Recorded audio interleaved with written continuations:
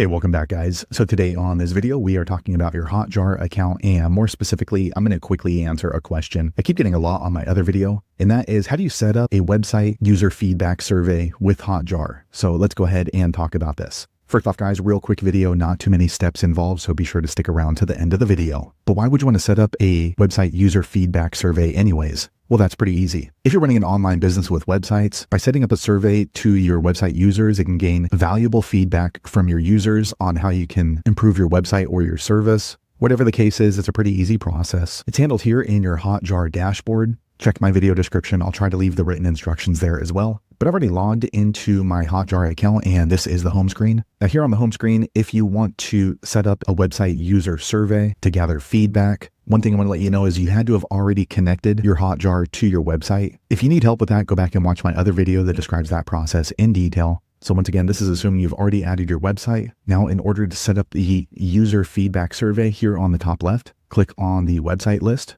Next, you want to go ahead and choose the website that you want to add the feedback survey to. So for example, this one. Okay, once you've done that, here on the left menu, you're going to click on this button here called surveys. It looks like a little checkboard. Okay, here are the different types of feedback surveys. So you can choose one that fits up with your goals. For the purpose of this video, I'm going to go ahead and use the feedback button. So as you can see right here, it's going to pop up from the side of my website. Okay, here they're going to give you the form. So the cool thing about Hotjar, it's already basically filled out. So we're going to click here on each one of these lines, and you can edit this kind of like a Facebook page. It's already by default set up, but if you want to customize it, just click in. And then here is what the button's going to look like, feedback button. So we can change this to give me feedback. Okay. And then we'll click on next, and then we can choose the button type. Okay. So this is what it's going to look like on the desktop.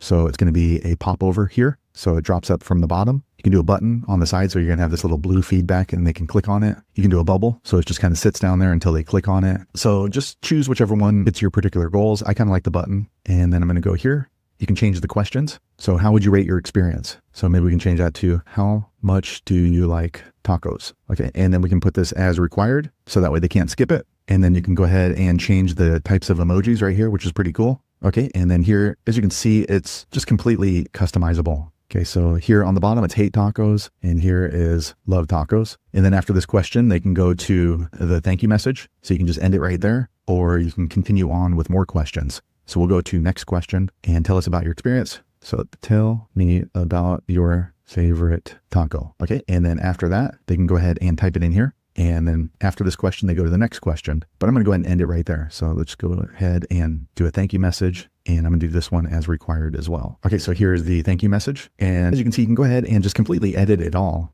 So just go through these line by line. And the last one that's kind of important, forward response, where do you want these to go to? So you can have them sent out via email. You can add them into your Slack. So just choose whichever one works for you. And then you want to be sure to click on active and then create survey. Okay.